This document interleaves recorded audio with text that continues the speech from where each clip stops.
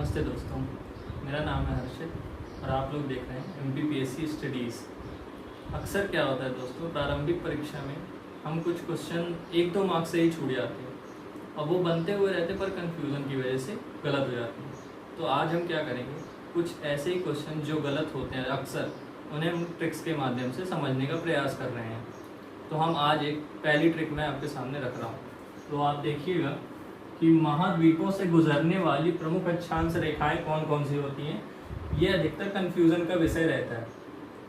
तो सिर्फ आप लोग को एक चीज़ याद करनी है इसके लिए, इस ट्रिक में, कि आपको महाद्वीपों के नामों को क्रम से बड़े से छोटे क्रम में लगा देना है। तो अपन सब जानते हैं कि एशिया पहला सबसे बड़ा महाद्वीप है, फिर अफ्रीका, फिर उत्तर अमेरिका, फिर दक्षिण अमेरिका, फिर यूरोप और अंत में ऑस्ट्रेलिया।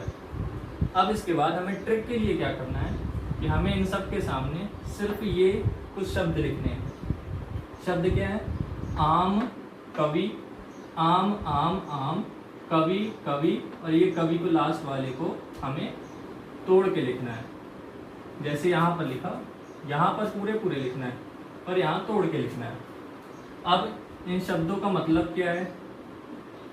इन शब्दों का मतलब है, आ से मतलब है आर्कटिक रेखा या आर्कटिक वृत्त। असल में ये वृत्त है पर हम जनरल लैंग्वेज में इसे रेखा कहते हैं। उसके बाद मा से मतलब है मकर रेखा, का मतलब है कर्क रेखा और वी का मतलब है विषुवत रेखा या विषुवत वृत्त। अब एशिया, एशिया के सामने हमने क्या लिखा है? आ और कवि।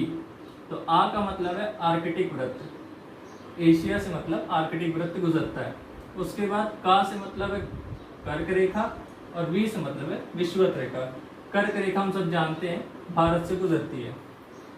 उसके बाद अफ्रीका, अफ्रीका में माँ लिखा है और कवि लिखा है। तो माँ का मतलब क्या है? मकर रेखा। मकर रेखा के बाद कवि लिखा है, तो का मतलब कर्क रेखा और विषुवत रेखा।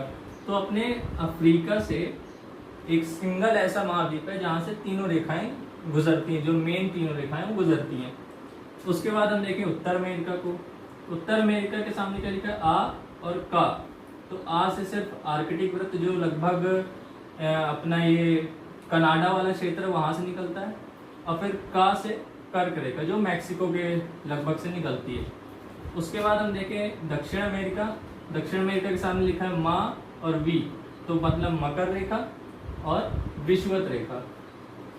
आप देखें यूरोप, यूरोप के सामने सिर्फ आ लिखा हुआ है, तो आ से सिर्फ आर्कटिक वृत्त, आर्कटिक वृत्त ही यूरोप के सामने से, यूरोप के ऊपर से गुजरती है। उसके बाद ऑस्ट्रेलिया, ऑस्ट्रेलिया सबसे नीचे है दक्षिणी गोलार्ध में, तो यहाँ से सिर्फ मकर रेखा ही गुजरती है। और सबसे नीचे एक होता है आर्कटिक वृत्त, अंटार्कटिका।